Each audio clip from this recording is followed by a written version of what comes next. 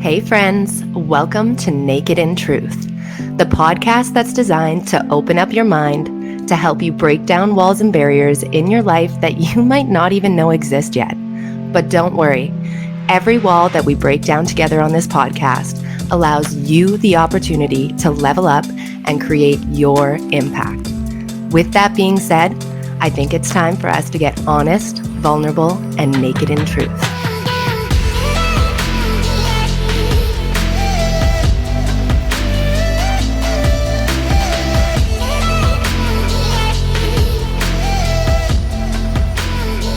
Well, hello, and welcome back to the Naked in Truth podcast. It is your host, Sari D, and I hope that when you're listening to this today, that it is the best day ever. Now, we have a guest speaker on today. It is a life coach who has been on the podcast before, and his name is Tyler Charlebois. Now, this is super exciting, guys, because he is an expert in emotional control. He has helped dozens when it comes to people overcoming feeling suicidal. He's helped people with PTSD. He is trained under the one and only Tony Robbins and Chloe Madonis. So, Tyler, can you say hi to our guest today? What is going on, guys? I'm super excited to be here, and I appreciate you having me on again. Of course. So, if you guys aren't aware, we have done two other podcasts prior. So, one of the podcasts was about why cheaters cheat. The other one was touching on anxiety and depression and where we come into being able to control that. So, if you guys have not checked out those episodes, make sure that you go back because they are gold.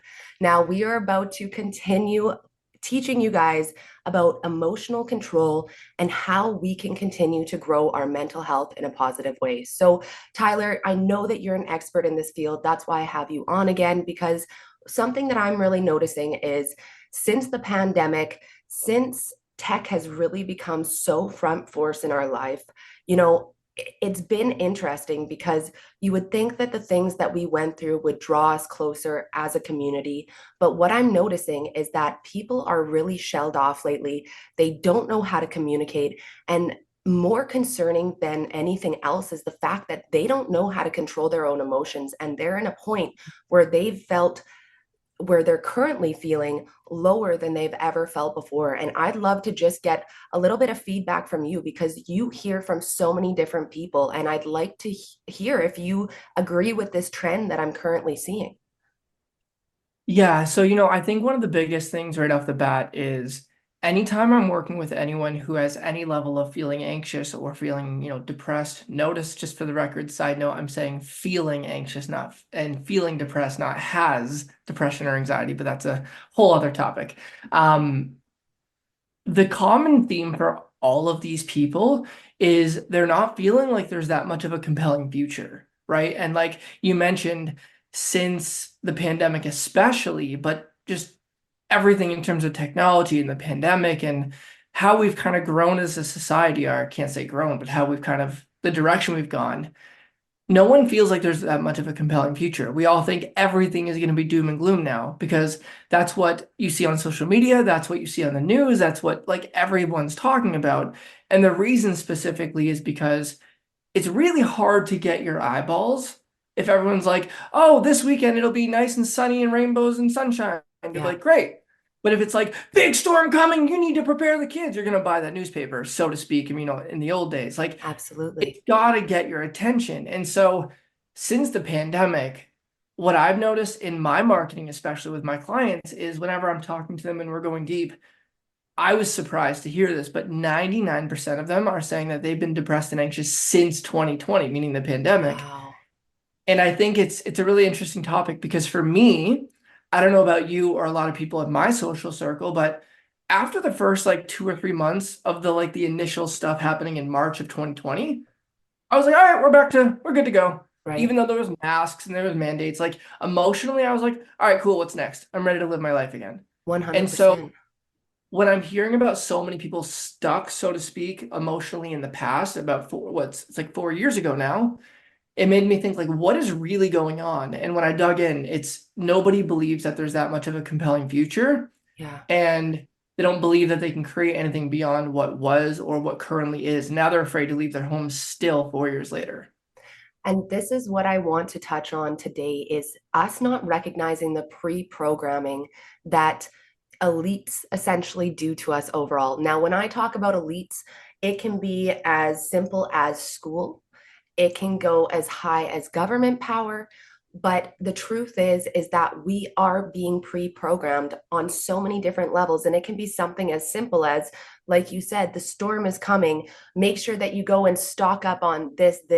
Because when we're feeling any type of fear, or if we feel like we are not, and this is actually another thing that came out of the pandemic more than anything, is not feeling like you fit in with everybody else. Like if you're not doing what everybody else is doing, then that means that there's something wrong with you. And that is not the truth either, because following the masses is not always the way to go, especially when we recognize that we are being influenced in so many different ways on the decisions that we're making. And I don't think that people recognize that it comes down to an emotional level. It's not just about this impulse buy where we need to go and buy something because something's about to happen, but we're really being pre-programmed into feeling like shit about ourselves. I want to use Instagram as a really good example. The algorithm is changing all the freaking time. And if I can be completely honest with you, what is being promoted is being pre-programmed as to what they want us to be able to see, right? And so many people are looking at social media feeling like these people are living such a beautiful life and they got these beautiful bodies and perfect relationships, and it makes them feel like they're not enough. And so in an instance where social media was supposed to allow for us to, create better communities, learn about each other, all we're doing is pulling back and feeling like what we have isn't enough, even though a lot of what we're seeing isn't even real. Mm. It's interesting that you say that, because there's two things that came up for me when you said that. Number one is one of the needs that we all have as human beings is to grow. Like if we're Yes. not growing in our relationship, our business, our finances, our health, whatever areas of life matter to you, if we're not feeling like we're making progress and growing towards something greater, we feel like we're dying inside emotionally. So when we see all these things on social media, as an example, there's pros and cons. The pros are we need something to be able to say, I want that. I want to move in that direction. Now, we've all been, this is a whole other topic, but we've all been in a position where we've had a goal and we've been working so hard. And the second you hit the goal, you're excited for a day, a week, a month, maybe a year. Maybe if you're lucky, you hit a year. But after a while of having that goal met, you're like, is this all there is? So it's kind of empty because Yeah. the whole purpose of having a goal or a vision is to grow towards it into the person you'll become who's going to eventually attain it. It's not about the goal. So social media has that pro, right? It's got that benefit to it. The problem is, this is something I teach my clients, and it's so basic, but it's so real, Yeah. is that if we're always focusing on our mind, pardon me, in our mind, if we're always focusing on what we don't currently have Yeah. and what we're not enough of, we're always going to feel depressed, anxious, so on and so forth. Um, Bringing that on side ourselves. Yeah. And so we've made it like this we've put the mental health field into some kind of crazy story of like, it's an illness, it's a disorder, it's all these crazy things. But in Totally. reality, it's literally the way that we focus on things creates every emotion we have in our experience. That's literally it. So to your point, social media was meant to connect us. It really, the intent, if you watch like The Social Dilemma as an example, the intent was pure. They wanted everyone to connect, to share, to love, to do fun, cool things. And by total fucking accident, it went the exact opposite direction. The mental health, so to speak, is on the rise, and everyone's getting more depressed and anxious than they've ever been. What's really interesting on what you said there is I think that there's like a fine line of really being able to recognize our power in our emotional control of, whether you want to look at it as anger and lashing out, like we have the ability to control those things, the Yes. same as anxiety, the same as depression. I used to be the kind of person where I would just lash out. And even though I know that there was some hormonal imbalances that were happening there, so much of that I was able to overcome because it's just making me feel an emotion that I am currently tying to something that needs to be negative. Right. Yeah. So, what I want to note here, just real quickly before we move on to that, is the fact of so many scientific studies have been done that when our needs are met as humans, we have our shelter, we have our water, we have our food, we don't really feel like we have any problems. We start creating them. And that's Yes. our desire for growth, which is what you just mentioned prior. But then, as you had said too, there is so many instances where if we solely focus on what we don't have, recognizing that growth doesn't need to be a bad thing, that we're going to allow for ourselves to feel like we're not enough, to feel like we're anxious, to feel like we have depression. And it's that fine line of, hey, we do need growth, we do need problems. But that's what people don't understand, is that problems don't have to be a bad thing. And this is what I want to touch on next, is just that connotation of the way that we have correlated emotions to words, emotions to things that happen in life. Like, I know that you had a post recently and we were talking, it had a lot of positive feedback, but it also had a lot of backlash on it, right? And I think Yeah. that that's great because those are the people who are backlashing, not recognizing their power in how they can control their emotions. So, can you just tell the listeners a little bit about that post and where you were teaching people on that? Yeah. So first of all, the responses, the good and the bad, so to speak, I don't even want to say good and bad, the positive and negative, for lack of better terms, it was a perfect example of what I was talking about. So it's Totally. funny that like the post that I wrote, which I'll explain in a moment, literally the feedback I got on it proved what I was saying in the post, which I thought was humorous. I was gonna delete it at one point because I'm like, this is pathetic. But I was like, no, no, no, like this is just a perfect This is the example of it. whole purpose.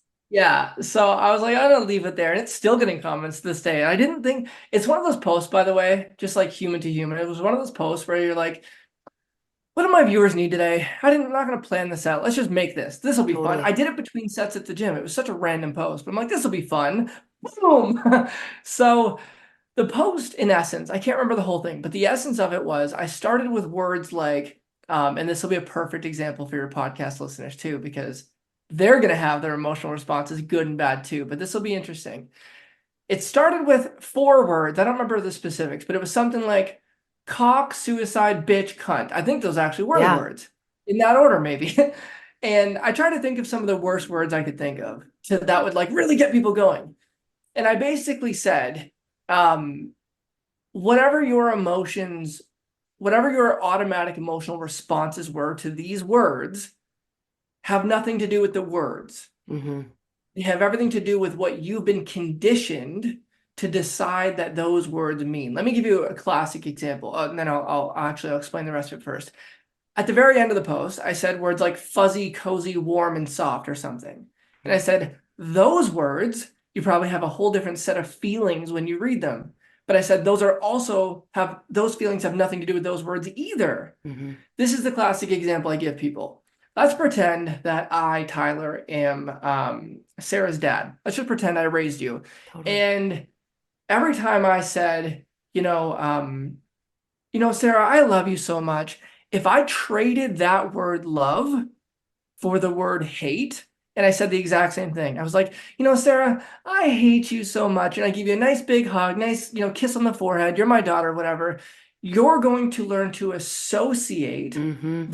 what we call loving feelings. You're going to learn to associate those warm, fuzzy, protected, safe, cozy feelings to the word hate Mm-hmm. because it's just a sound. Totally. And so that post was a point of proving that, like, yes, right now, for I'm sure a majority of your listeners, when they hear those words, I don't remember them now, cock, whatever it was. The point is not to trigger us here. The point is to explain we've learned to associate certain feelings to certain words or certain feelings to certain experiences of life. So Mm-hmm. the whole piece that, like, my whole career is about showing people It does not matter what happens in your life. I'm not saying there's not difficult times, like we just said, like they're Hmm. made they're put in our life so that we can grow. But what I'm saying is it doesn't matter what actually goes on in your life. How you feel about it has nothing to do with what's happening. It has to do with the meaning that you're attaching to it. Does this mean they hate you? Does this mean they're challenging you? Are they coaching you? Are they provoking you for fun? Are they doing a social experiment? Are they flirting with you and they don't know how to do it very well? Like, what are they Totally. doing?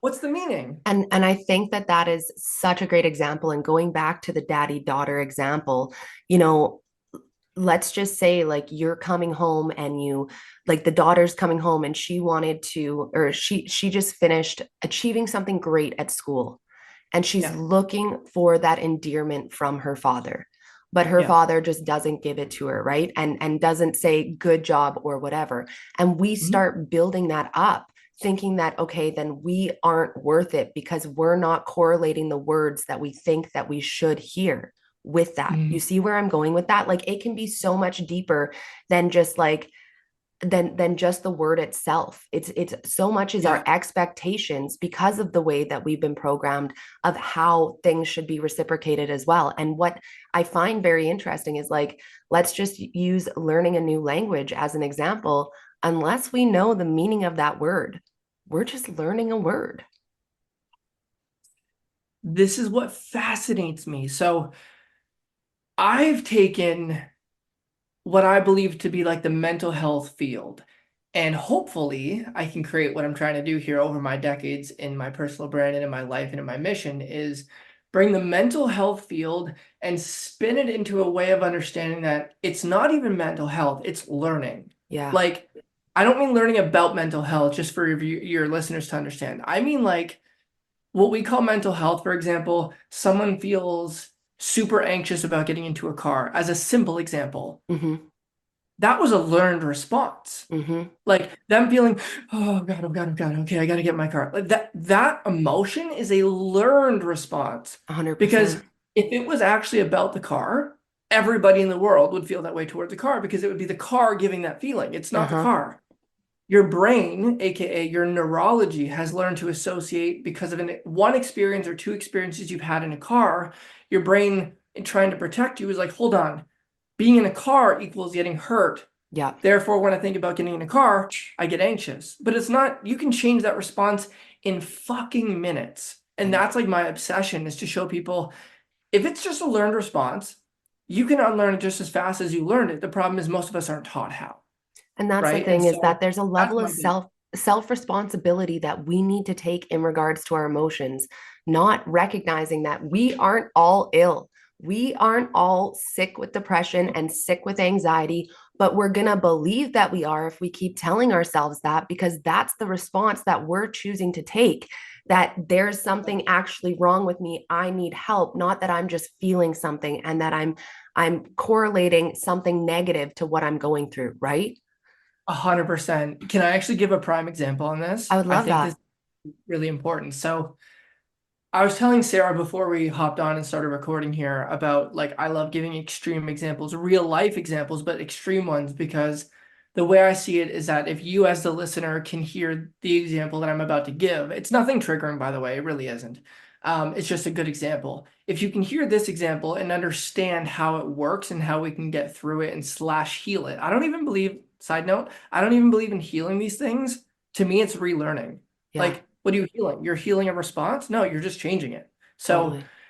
if we can if we can unlearn and relearn new responses to what I'm about to say here, to this extreme example, then we can do it for like asking the guy out or getting in the car or whatever else it might be in our daily lives. So here's a perfect example.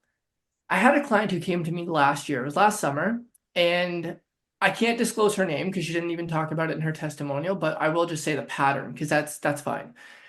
The pattern was she was in the military Okay. and she at one point was deployed somewhere and she was hearing missiles, go over her. That's pretty like intense. Of So course. think about this.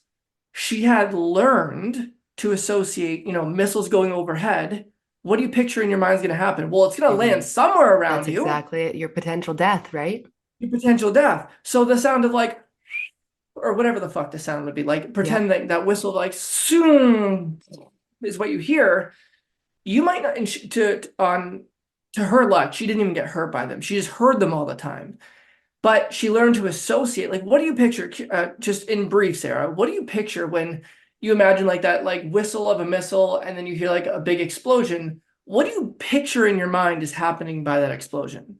Chaos, death, fear, all of these probably really, I would associate with something scary. 100%.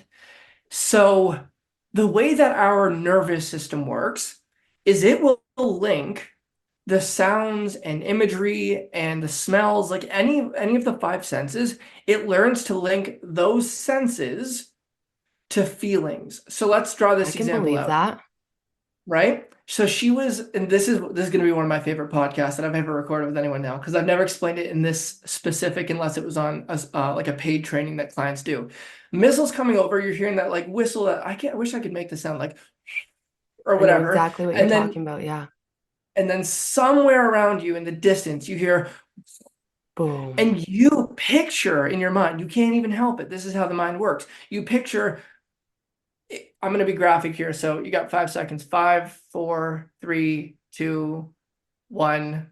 Your warning was given. You picture bodies going up. You picture death. You picture all the gruesome things. Totally. Whether or not you experienced it and saw it and felt it, your mind pictured it. And Mm-hmm. you felt the fear in your body of maybe you're next, maybe it was a loved one, maybe it was your associate, maybe it was your coworker.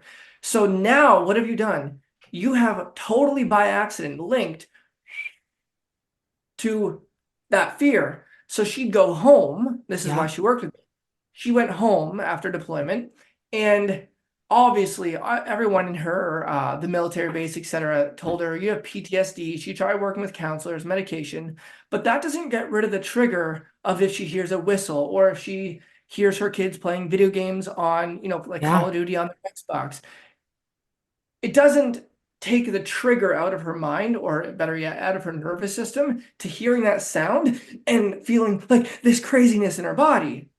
So all we have to do, hear me out, all we have to do is retrain the nervous system to Yeah. associate different, it's all good, no worries, to different feelings, different emotions towards that sound.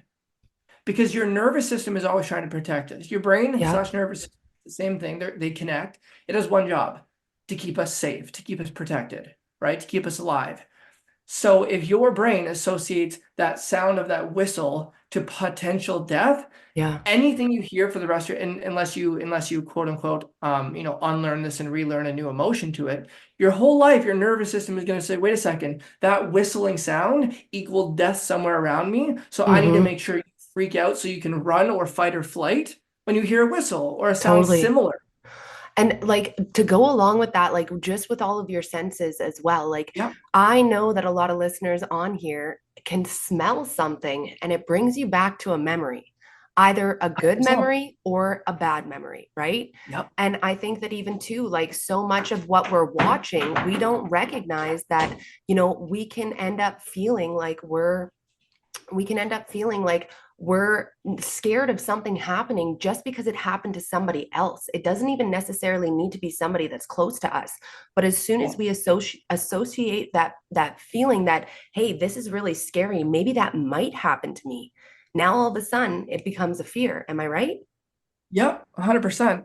And so that's what's interesting about the brain is that it doesn't need to even be your experience in order to fear the thing, Yeah. right? Like a lot of times we're taught this, like we're taught, um, you know, some young girls are taught when they're growing up by a mom who's been hurt by men, like, don't rely on a man, they'll just betray you or they'll hurt you or whatever it might be. Yes. Or don't travel the world by yourself, or like so many things were taught, so we didn't even need to have the experience of it. But if your brain is being taught this by someone you really love and care about, a Yep. friend, a family, or whatever, you can develop your own fear of that. And it's never even happened to you. But the brain doesn't know the difference between what you've experienced and what you're just vividly imagining in your mind, Yeah. a hundred right? percent.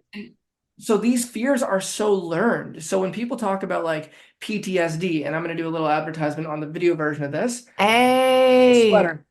I made this specifically for my business. To the listeners, I'll explain what I'm showing the camera in a second, but I made this specifically without context. So people out and about when I'm traveling or whatever, they have to ask me about it and it opens up conversation. I love it. What it says for the people listening is on my sweater, on my hoodie, it says PTSD, and that's crossed out. And underneath it, it says PTSR. What PTSR stands for is post-traumatic stress response, oh, because your nervous system has learned to respond with this, or it's learned to respond with yes, like it's learned to respond with something. yeah, It's not a disorder. Yes, it's a disorder in the way that like it messes with your day-to-day functioning, but like it's not a disorder in that you'll have it forever. Like for any of your listeners, you're not a depressed person. You are not an anxious person. You don't have any form of disorder. You've learned to respond these ways. And the good news for you is like Sarah and I have compassion for you, and that means you can unlearn it.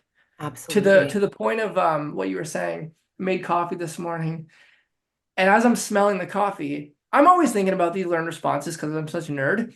And I was thinking, I'm like, huh, most of us they turn into a saying growing up, right? Wake up and smell the coffee. Like it's a Right? fucking Yeah, yeah, saying. yeah. Of course, those commercials.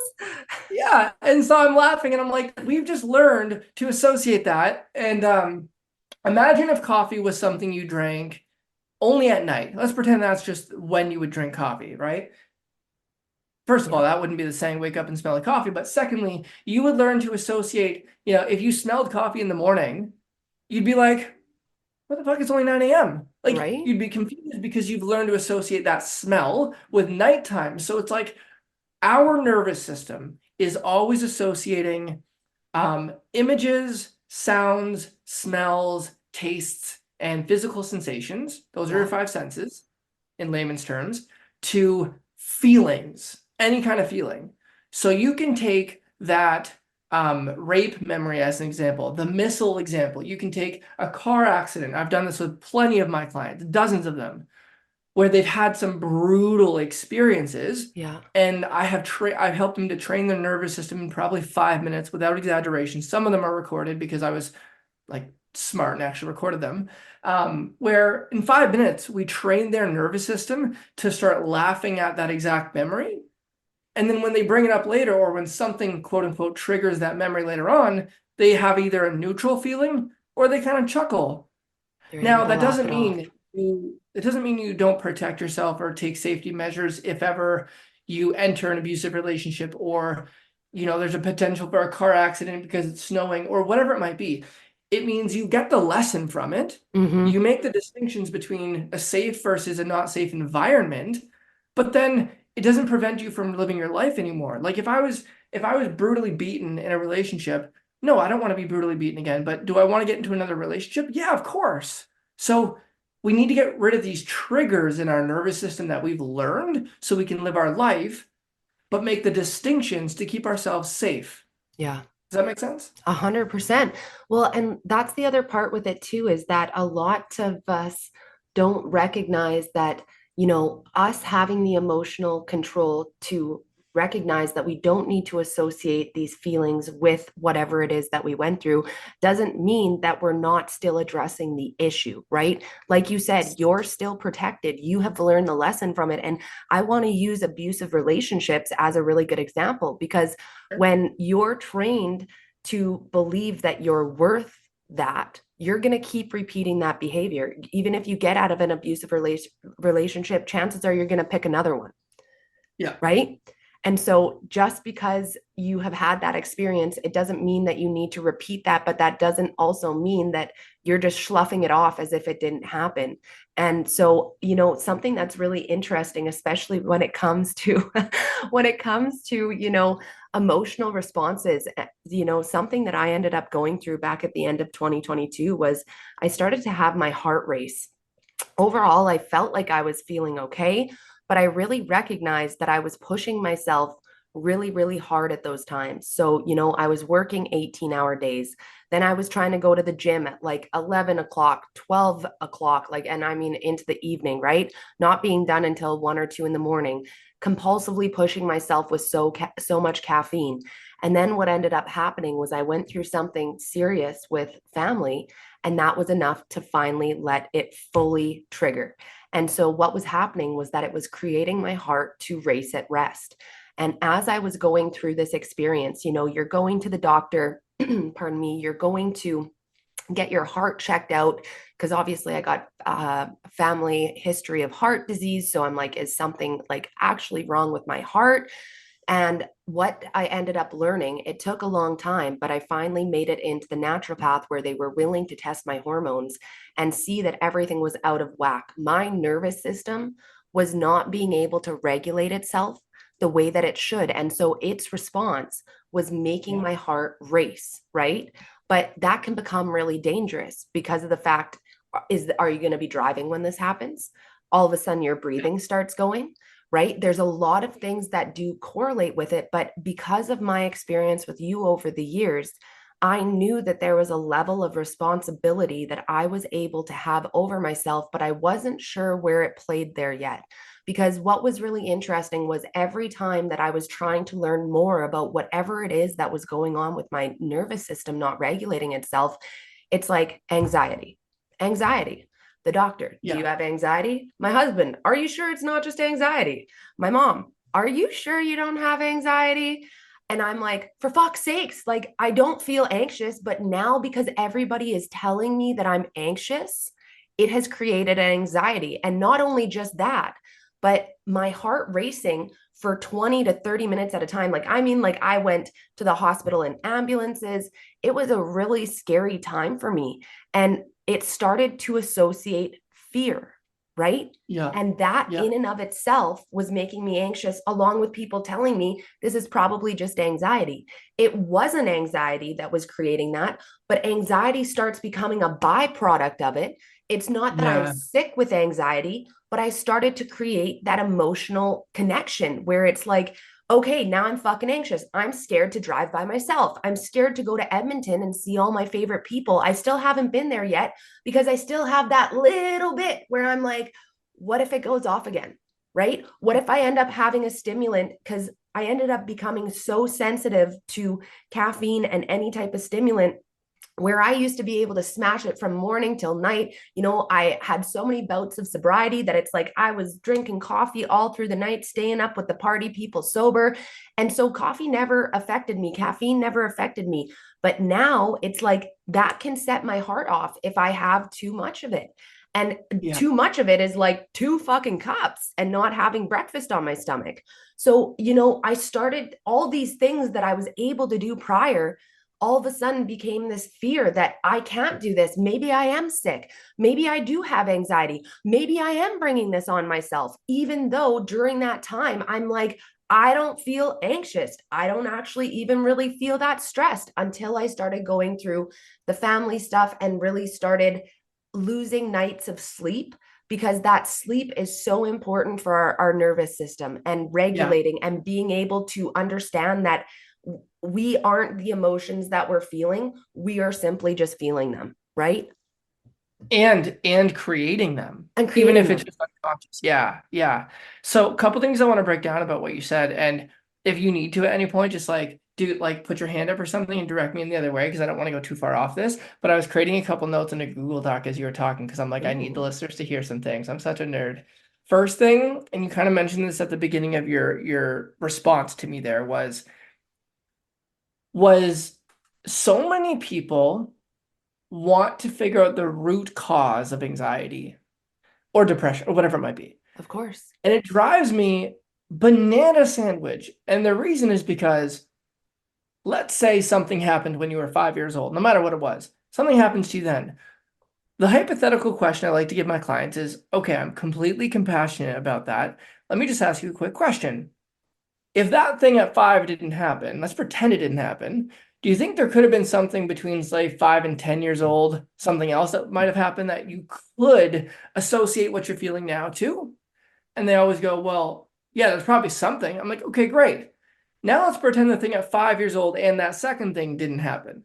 Is there something else you could find to probably make the connection with as to why you're feeling this?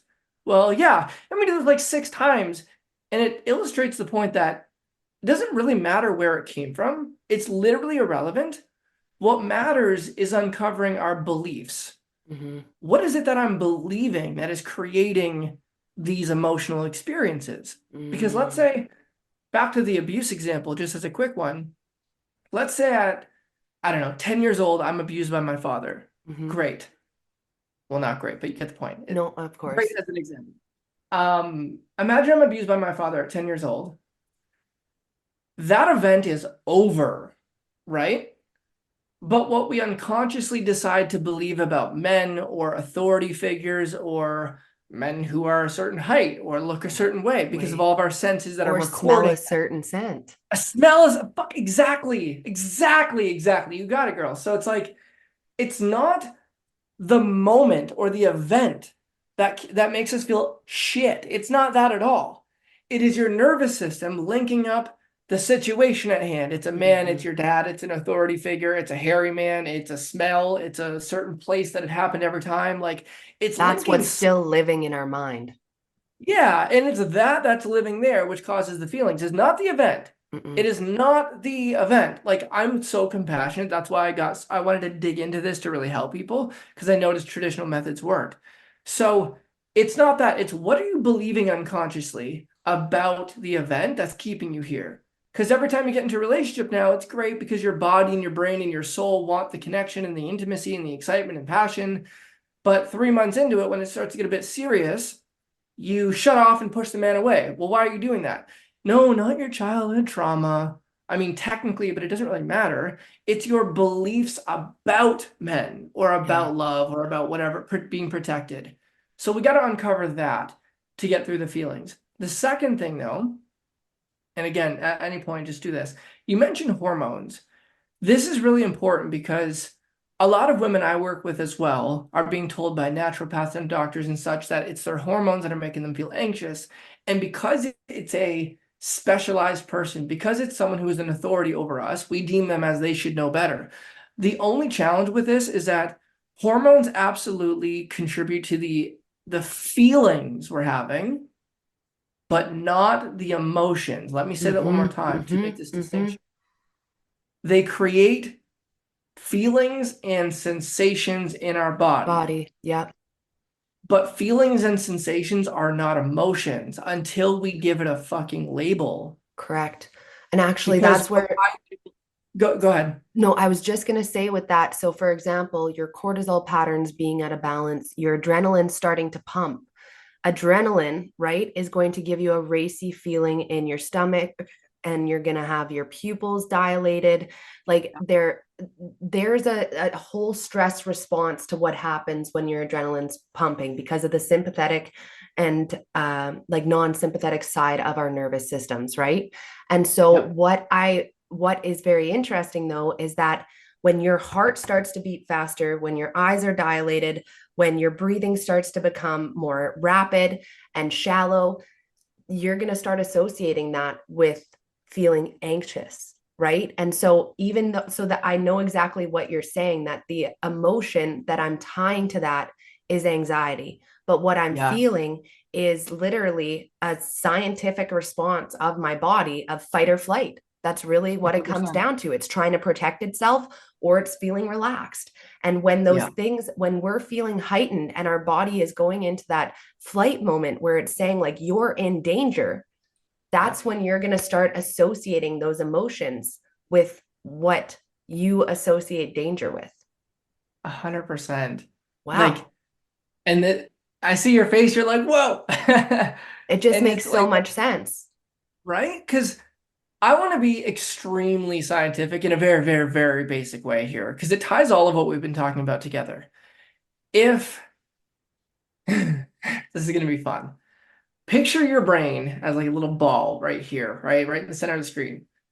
And your nervous system, meaning all the five senses, they have connections that go all the way up to the brain. Okay. Your brain is where we create meanings. And that's where you and I and all of our, like the listeners listen to this right now, that's where our power is to decide what something means. But think about this. We have sensations because of our hormones, as an example. We have sensations happening in the body because, say, our hormones are off. They're out of balance. I'm not a specialist, but I'm a specialist in emotions. That's why I'm bringing this up. We're having these sensations. And because we've been told, well, anxiety has these kind of sensations and these kind of symptoms in your body, when we are feeling these sensations, all those sensations go up to our brain where you and I have to make a meaning. We have to decide, what does this mean? If we decide that it means we're anxious or we quote unquote have anxiety, now we've literally created a neural pathway, a neural connection to our brain that says all of this shit means anxiety. Now we believe we have anxiety. The problem is, if I believe that all women are bitches, as an example, my brain now is going to have confirmation bias. That's all it's going to see everywhere. So listeners might be like, okay, I'm confused. Slow this down. Here's my point. Now that you've decided it's anxiety, it's always going to be anxiety to you. That's the layman's terms of it. But it's not. I want to draw an example of this. Tony Robbins, my teacher, he was giving us an example one time, me and all the other students. I thought it was brilliant. He said, because he works with superstars, international people, like he works with the biggest of the biggest. He was saying he was once called in to this woman. I don't remember her name, but he was what? No, it's because he didn't give us the name out of our own privacy. He was called in to just do this quick turnaround with this woman who is a musician behind stage. And they were in a session together, and he was like, explain to me what's happening. Long story short, she's like, I'm behind stage, and for the podcast listeners, you'll hear it in my voice. For the people watching the video, I assume that there will be one. You can see what I'm doing with my body, okay? Yeah.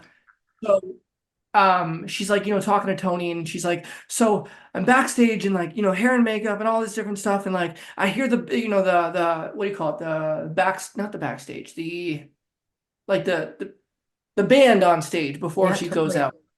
Yeah, what's that? Totally. Yeah, so she's hearing the music, she's hearing it going, and as the music starts going on the stage, the crowd starts going wild and roaring and excited, and she said, I feel the energy penting up in my body, and then my heart starts racing, my palms start sweating, and then that's when I know I'm having a panic attack. And so she couldn't do it.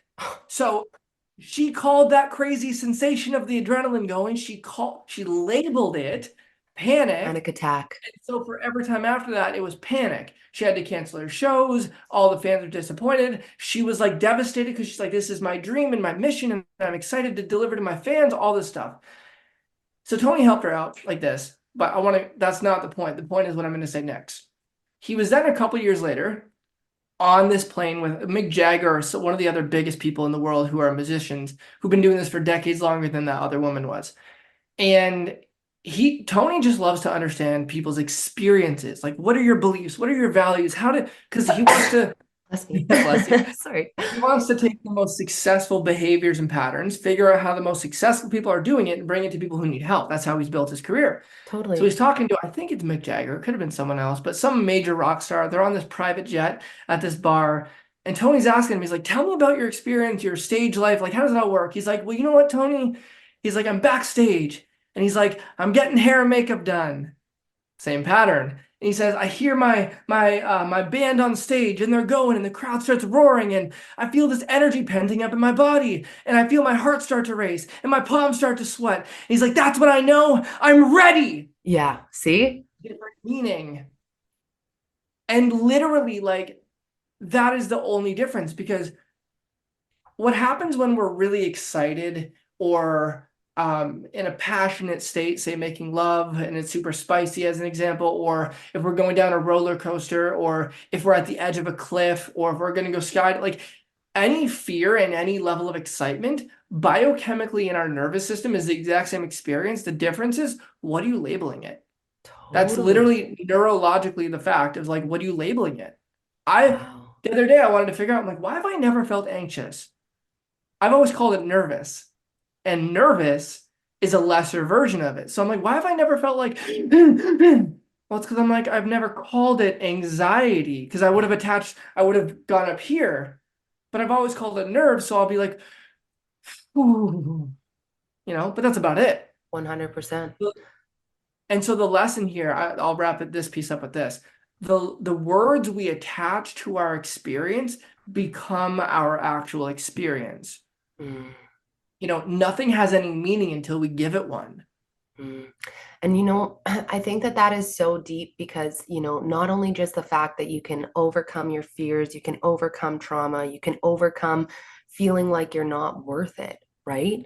There's so many levels to this because it's like with the power that words have, like if you keep telling yourself that you're worthless, if you keep telling yourself that nobody's going to love you, if you're going to firmly always believe those things, like no matter what someone else can do for you need to recognize the self responsibility of what you can do for yourself. And, even myself as an example, back in the day, I used to be what people would call OCD. I Right. wouldn't touch doorknobs. And what's so funny about that is like, I just got over it. I just started touching the doorknob, recognizing that these germs aren't killing me. Everybody else is touching a doorknob and they make it through life. And why I thought that I was too good to touch a doorknob. But the more that I fed into that, the more Yeah. that I believe, oh my God, I can't touch it. Oh my God. Like you literally don't recognize how much power you have in your life. And if people can make these changes with things that they are doing to limit their life, imagine what people can do to benefit their life, to bring forth all of these things that you want. Like, let's circle back to Instagram and, you viewing people on there and wanting things in your growth that you're seeing on there. Well, you have the power to go and do it if you recognize where you're holding yourself back and where you're putting your energy, where you're putting your time, where you're putting your thoughts. Am I right? No, 100,000,000%.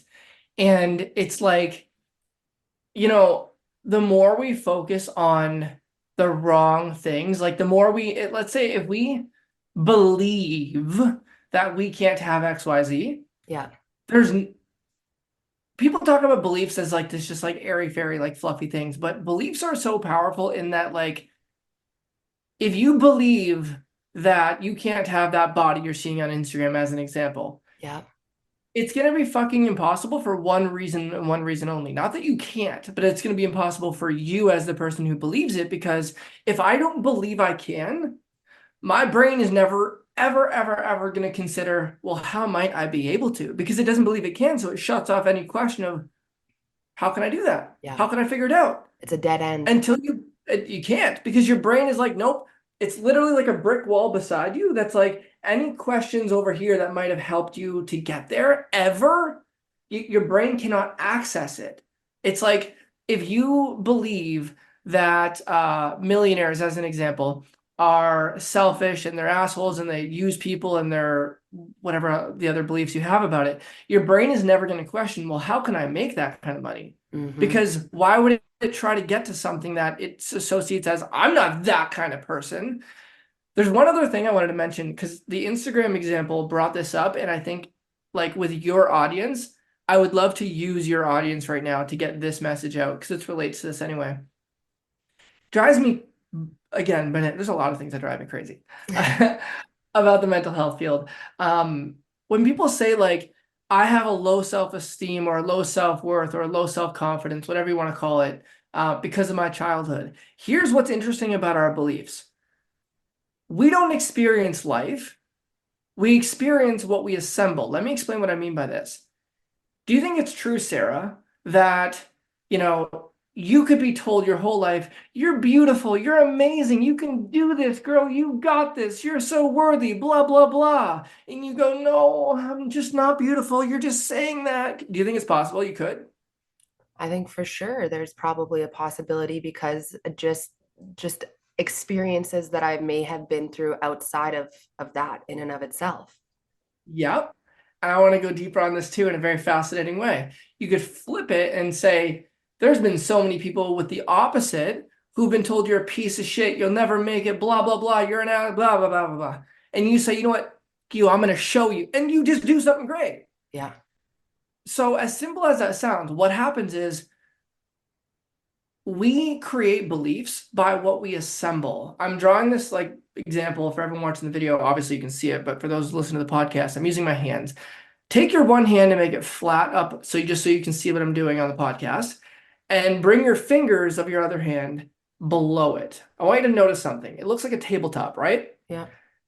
A belief is only formed when you take a thought and you bring references, one, two, three, or in other words, memories, Yeah. one memory, two memory, three memories, that reference That to back stabilize up it. that truth. Yeah, exactly, to stabilize it. But people who've been told you're a piece of shit, blah, blah, blah, blah, blah, the reason they don't believe that they are, some of them, the reason they have a quote high self-esteem or high self-worth is because they've decided they had a thought one day of, you know what? No, I'm worth it, as an example. And then they just made shit up. They Yeah. assembled the belief by saying, you know what? No, because other people can do it, so I can too. You know what? I have all the resources right here and I care about people, so I can too. I've made money at a job before, so why can't I figure out how to build a business? I can too. My friend is a big juicy booty, so I can. And they just Yeah. assembled it. Totally. Like, there doesn't need to be proof or experiences to create a belief. You just have to fucking decide. And then you Hmm. will find all the references, even if you have to make them up, you'll find references to back up why you're so great. And I mean that in a good way. Absolutely. Like, there's this movie, I don't know if you've seen it, Sarah, called I Feel Pretty. Have you seen it with Amy Schumer? No. So your audience might have, and I think you'll find this is a psychologically interesting movie. It's a comedy, but this woman, long story super short, she thinks she's ugly, fat, gross, blah, blah, blah. And one day she goes to the gym, she's on this like bicycle, and she's like the class is like the woman's motivating everyone, visualize in the mirror everything you want, and it's gonna be great. Well, just being all funny, well, motivating.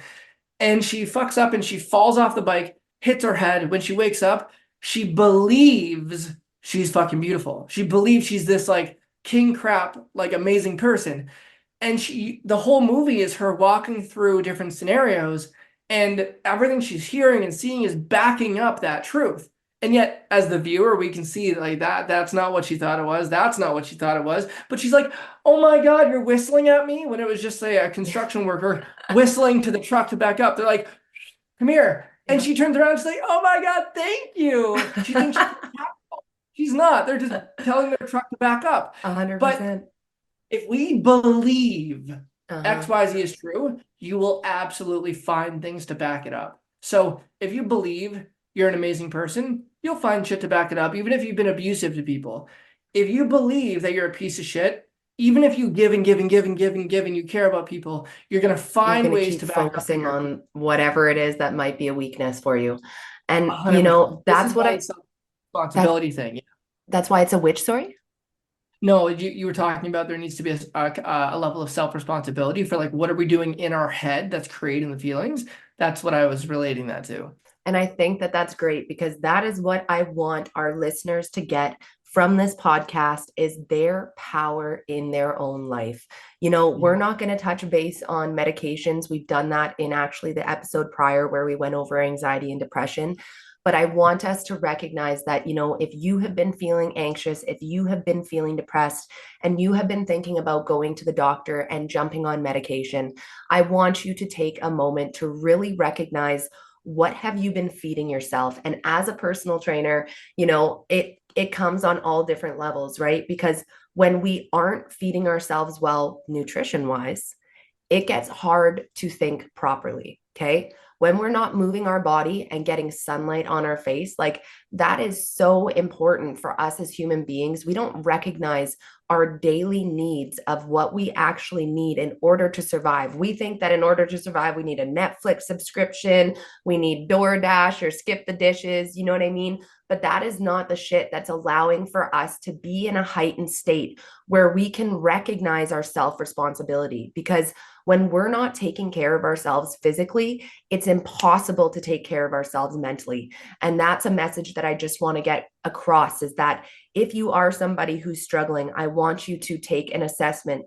How are you feeding yourself physically? How are you moving your body? How are you talking to yourself more than anything else? And based off of this, if you are struggling with anything in regards to, you know, having a fear towards something, feeling like you are struggling with anxiety in certain situations, I want you to really think about your belief pattern and everything that we talked about here. What are these beliefs that you're bringing forward that makes you get to that emotion, right?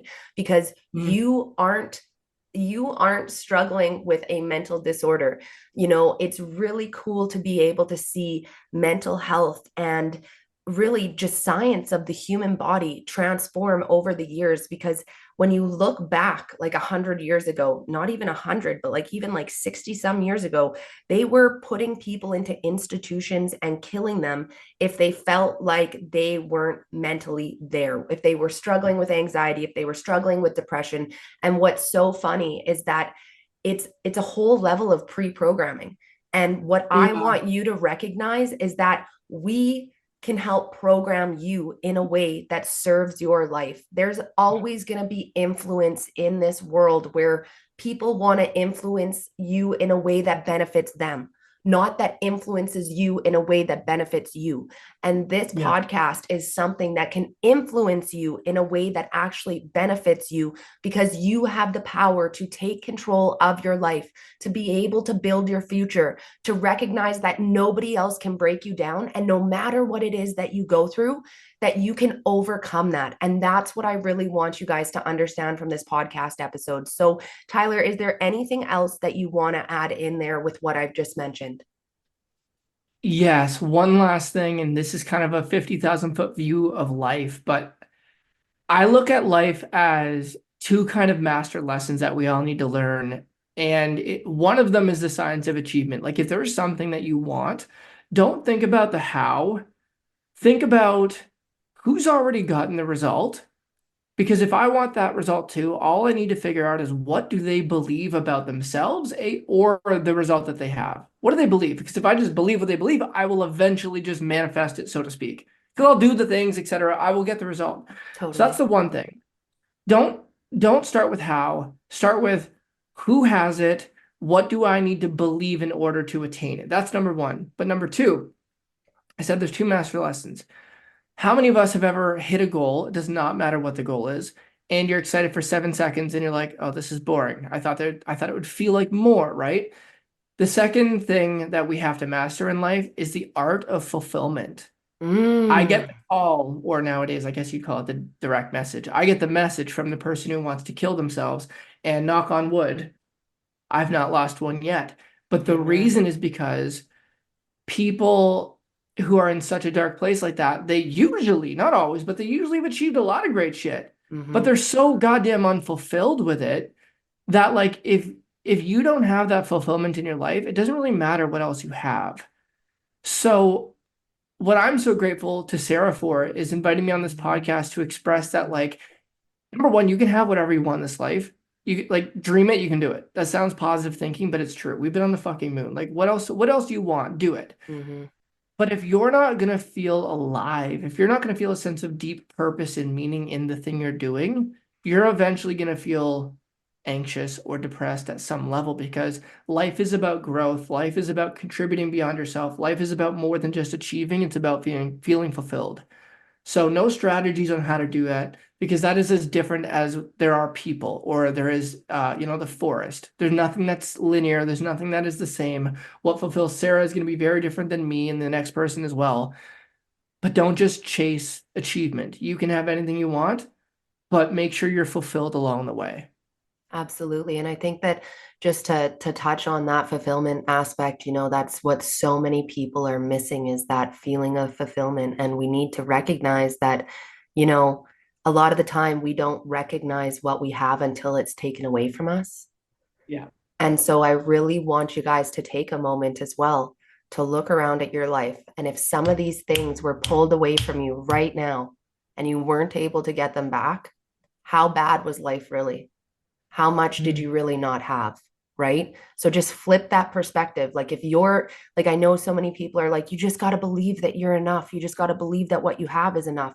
Well, think of what you have being taken away, because it's in those instances, those hardships, that you end up finding that fulfillment if you're willing to recognize, hey, shit actually wasn't that bad, you know? Mm. So I really think that that would be a great exercise for everybody too. But we have given them so much great information. I love having you on, Tyler. It's always such a great learning experience for myself as well. I love the way that you break down the analogies. And I just think that so much of this is going to be able to resonate with the listeners and also allow them to take control of their life, of their emotions, and recognize that they're not depicted by a label of anxiety, depression, PTSD, suicide, whatever it is. You aren't that person. It's emotions that you're feeling and that they have the ability to get over it. But with you being the emotional expert, we would love to hear where we can find you. I know that there's going to be a lot of listeners that'll want to reach out and maybe go into some of those group sessions. If you still do one-to-one sessions, give a little bit back of a background of what you currently offer and where people can find you. Absolutely. So I do private coaching, but a lot less now, because I found what's a lot more powerful is to have a bunch of people who are going through similar things, empowering each other through them, especially obviously with my guidance. I And love that. so I have a program called Lasting Change Coaching, and I called it that because it is lasting change coaching. It's not supposed to be public, let's be clear.